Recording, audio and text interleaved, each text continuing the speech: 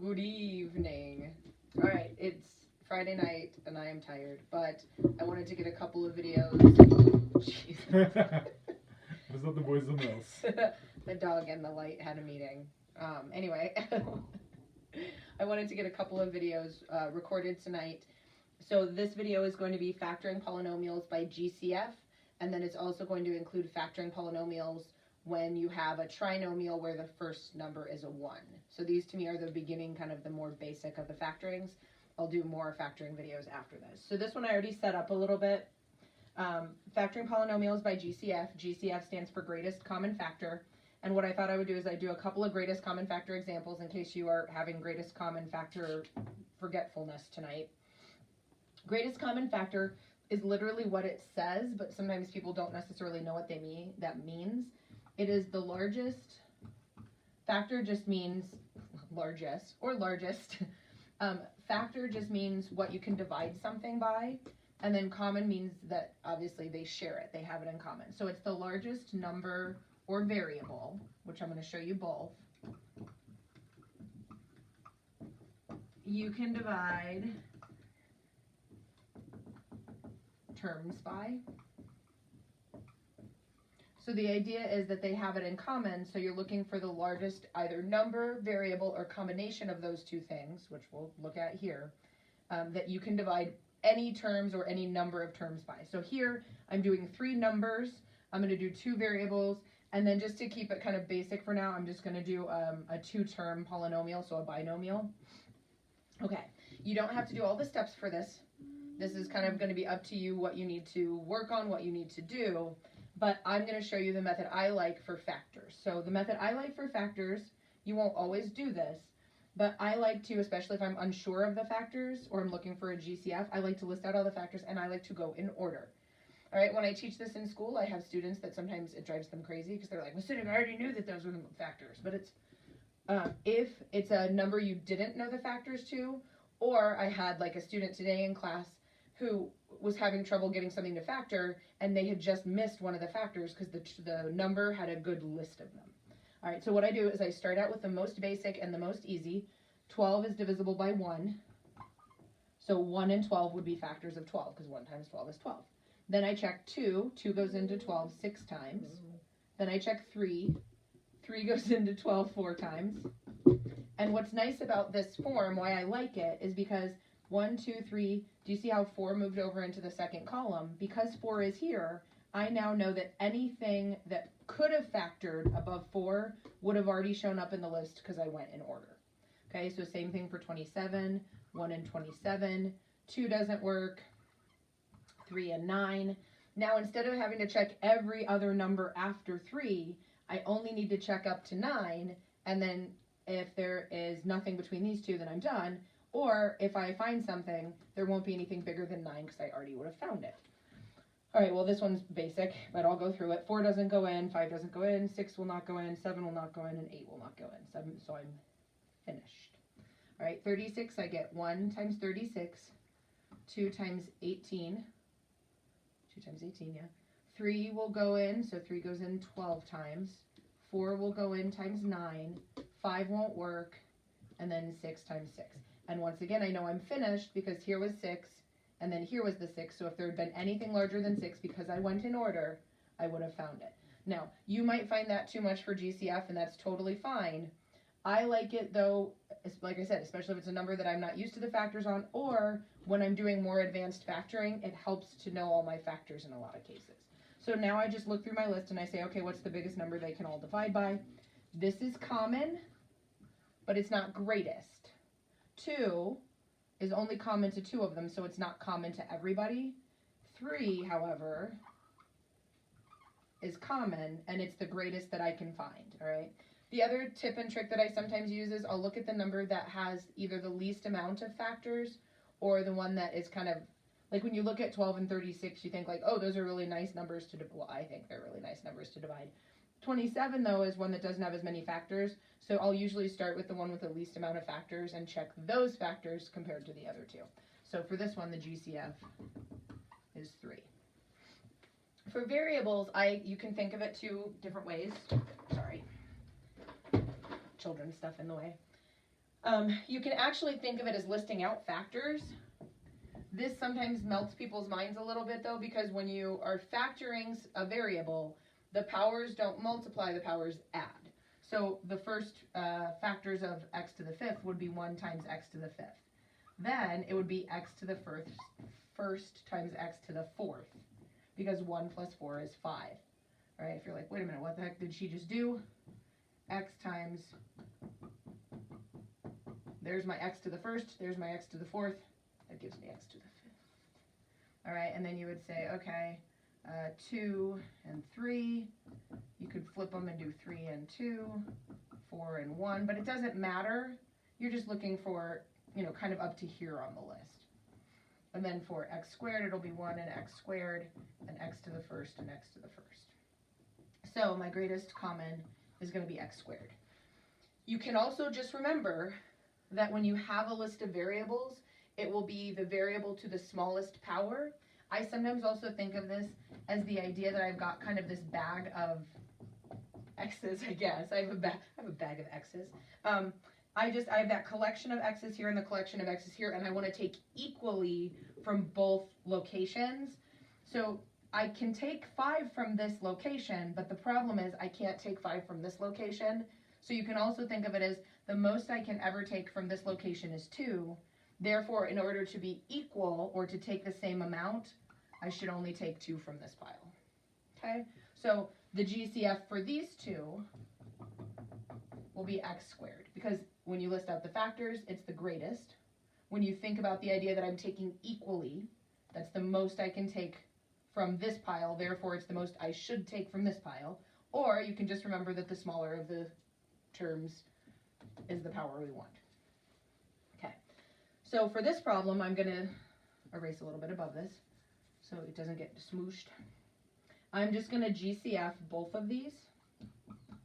All right, the GCF of 12 and 27, I did it up here already, I cheated a little bit. The GCF of 12 and 27 is going to be 3. And then the GCF of x cubed and x squared, even though this was 5, it's that same idea. Because this squared is smaller, that's what I'm going to take. I had 3 in this bag or container and 2 in this. I can take at most 2 from this container, therefore I don't want to take any more than 2 from this container. When you factor by GCF, you're not just listing the GCF, and I've taught some places where people always forget to write the GCF. I've taught some places where kids do fine with leaving the GCF written, but you want to write it to the front, and then what will go in the parentheses is what's left after you divide it out. You don't have to do this next step, you can do it in your head, but I'm just going to write it here, and in fact I'm going to write it in a different color, because it's kind of like that invisible part you do, where if you need to write it, but if you don't write it. So 12 divided by 3 is 4. X cubed divided by x squared. You can think of that a couple of ways. You can think of this as when they match, they reduce to 1. So I'm left with x to the first. Or you can think of it as you subtract the powers. You can leave the 1 in there. You don't have to leave the 1 in there. It's up to you. You know, whatever makes you happiest. But you need to make sure you divide the next part as well. Negative 27 divided by 3 is negative 9. And then with this one, be careful. X squared divided by x squared, if you think of it as this, they're going to reduce both to 1, so there's nothing. Or if you think about it as dividing, x squared goes into x squared 1 time. There's not any remainder. Or if you think of it as subtraction, x to the 2 minus 2 is x to the 0, and anything, not 0 though, to the 0 power is 1. Okay. If you want to double check yourself, you can check yourself by multiplying back in, so distributing. 3x squared times 4x to the first is 12x to the third. 3x squared times negative 9 is negative 27x squared. So now you have to watch out. Sometimes they will have you, or a problem will have you GCF, and then there's still another step of factoring to go, and sometimes there won't be. So the trickiest thing about factoring, I think, is factoring is a generic term. It's like solve. When someone says solve, I mean, you could be solving any number of ways. Factoring has a lot of different methods also, so it's really about practicing the different methods and being comfortable with them and starting to see how they kind of align and when they work in what cases. So the next thing that I want to show you is I want to show you another type of factoring. All right, and the reason that I put these two together in a video is because They're kind of, like I said, they're two kind of the most basic. I'm going to do a video on special forms. I'm going to do a video on grouping. I'm going to do a video when the number in front of the x squared is not 1. And then I'll do completing the square, I'll do quadratic, I'll do a bunch of different methods for dealing with polynomials. But this is factoring polynomials when you have ax squared plus bx plus c, but a equals 1. Okay? It's got a relationship. I mean, you're going to, hopefully you'll see. But if you don't, it's okay. But they all have a relationship to each other. This, to me, is, of the factoring styles, it's the one that students most commonly remember. So if you've learned factoring before, this is the one that, like, when someone reteaches it to you, it's the one usually where kids go, oh yeah, this is the one I, like, vaguely recall. So I'm just going to randomly, producer, will you pick a number? 5. 5? Okay. We're going to start really, really basic with this one. Now, what you want to understand is that there is a 1 in front of here. You can deal with this 1, but what you want to think about is you're trying to break this up into its pieces, and I'll show you a couple of different methods for this. But when I need to break 1 into 2 equal numbers that multiply to 1, my only option is 1 and 1. That's why this is a more basic method of factoring than some of the others, is because this 1 in front doesn't really do a whole lot.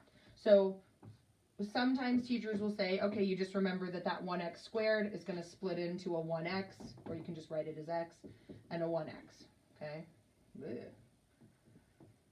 All right, so that idea is that splits into here. You could also, and this has about 18 different names, sometimes people call this tabular, sometimes they call it like box method, but you're unboxing the box. The idea here is you're thinking about, if I have x squared here and it's a 1, the only thing that can multiply to x squared would be those plain x's. Okay, so they either live here when you're thinking about it in terms of factoring this length, they live here if you're thinking about unboxing or tabular or whatever you want to call it. Now, you normally want to take this 1 times 4, because if I need this 1 to show up if it's a different number, I have to really be careful with it. But because 1 times 4 is just 4, the trick here is we need to factor to 4, and then we need to add subtract to get to the middle number. If you are a box method person, I think this makes, like, for me, this is the method I learned it, and I think it's easier, but I think this is better visually, because what this shows you is, you have your x squared, you have your 4, you now need to come up with something that's going to multiply here to 4 that will give me the 2 terms that are going to make 5. All right, so I normally just do it over to the side. I don't normally do them both at the same time. Like, if I had to solve them, I wouldn't do them at the same time, but I want you to see the methods. All right, so I have 1 and 4, I have 2 and 2. And then the trick here is I want them to add or subtract to that middle 5x. When you are adding and subtracting, you have 4 options. All right, and this is a really basic one, but, you know, it's the same exact process even when you have more factors. You can add both numbers, you can subtract both numbers, you can add the first and subtract the second, and subtract the first and add the second. And the idea here is you're going to get not the same numbers, because one will be positive and one will be negative, but they'll be the same numeric number, but opposite kind of sides of the spectrum. So what I mean by that is 1 plus 4 is 5, and negative 1 minus 4 is negative 5. So when I'm checking these, I don't always write all this out, because in my head I remember the pattern of, if I add them both I get 5, therefore I can either get from these two a positive 5 or a negative 5. Here when I subtract 4 minus 1 I get 3, or 1 minus 4 is negative 3. So my only options are a 5 and a 3. It'll be a positive and negative 5 or a positive and negative 3. Hopefully you realize 2 and 2 can never make 5. Hopefully. 2 plus 2 is 4. Negative 2 minus 2 is negative 4. 2 minus 2 is 0. 0 does not have a plus and minus, so you don't have to worry about. This one actually only has 3. All right, so now what I think about is this is what's going to give me that positive 5x. If you like the visual of the box, what you have then are those pieces there. If you like the visual of just solving, you're pretty much done. You said these two numbers, and you can think of it as Euler distribution, These two will give me x squared.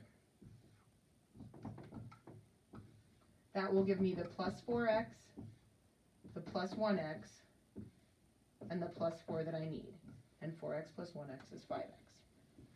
Same process over here. It's just sometimes for people, they like the visual of this better. I think about what can I divide 1 and 4 both by. In this case, it's a 1. Then I look at these two and I say I can divide both of those by 4. X plus 1, x plus 4. So this is my answer. Now I want to do just one more of those with a slightly larger number, just because when there aren't very many factors, sometimes it can be hard to see it translated into something bigger. Now I have a very old college algebra book, and we'll see if it has anything good in here that I can utilize. The trick is by the time you get to college algebra, the assumption is you already know how to do this. So they don't, they kind of cram all of it together. And I'm too tired to think of a really good problem in my head. So, but I think that's what I'm going to have to do because this book is not doing it for me. All right. We'll do x squared again. It could be any letter. Producer, we think of another number. Bigger, smaller? Bigger, please. 13. 13. How about not 12. odd? 12? Okay, 12 is fine. I'm going to wait on the signs till I decide what I'm doing with my life, so give me a second.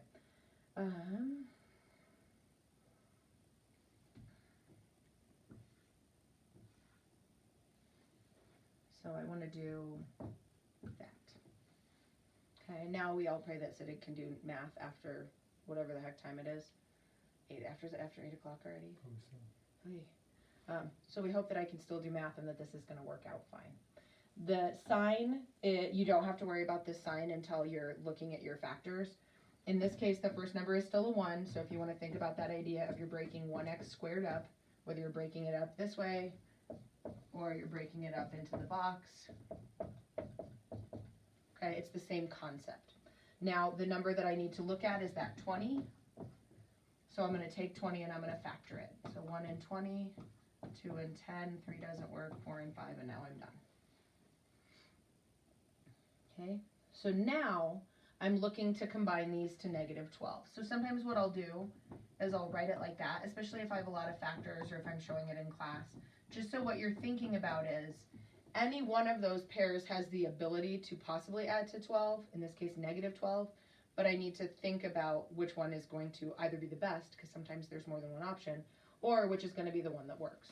And here's where I do my mental math. I say, okay, 20 plus 1 is 21, meaning I could get positive or negative 21. No good. 20 minus 1 is 19, meaning I could get positive 19 or negative 19. Not helpful.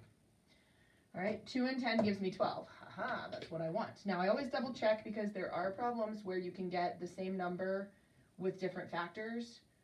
6 and 5 is one of those because 6 and 1 will make 5 and 2 and 3 will make 5. So what you have to watch is your signs. But in this case, 4 and 5 will never make 12. So that one is no good. All right, now for 2 and 10 to make negative 12, they both have to be negatives. Because when you have negative 2 minus 10, what happens is they add and you keep the sign. You can think of it as owed. You owe me $2. Now you owe me $10. You owe me $12. I expect to be paid very soon. And if you are just like, okay, done with this, those can go right there. And you're finished. You want to double check yourself. X times x is x squared. Negative 2 times x is negative 2x. And negative 10x, which make negative 12. And negative 2 times negative 10 make positive 20. If you find that to be kind of just strange and you feel like you're not sure why that totally works that way, you can always put in your terms here. And then you would just factor out the remaining pieces. So the biggest number that 10 and 20 can be divided by is 10. Now, here's a little trick with the box. If you're not sure what the sign should be, what you want to think about is if the box leads off with a negative, you factor out a negative. Here, this is a positive x squared, so the box is leading off positive, so you don't need to have a negative. Here, the box leads off positive. Here, the box leads off negative. And 2 and 20 can both be divided by 2. And once again, there's my answers. Now, you could also write it like this, and you will get the same answer. because polynomial multiplication is commutative. Okay, they mean the same thing. Okay, so that is GCF, that is polynomials when a is 1. I will do more difficult factoring in next videos. So hopefully that helped. If you have questions or you feel like you want to see this pattern again just with something like bigger or with more factors, 72 is always a brutal one because it's got like a ridiculous number of factors, you can let me know in the comments below. If you are my current student, you can let me know in class. If you are my former student, you could, I don't know, send me a letter or something. And if you're just some random person watching math videos on the internet, then you could leave a comment, I guess. If you are interested in subscribing, please subscribe. If you like this video, you can thumbs it up, I guess. I don't know, it doesn't make any difference to me. Yeah, so I hope you have a lovely evening, and I will see you in the next factoring video.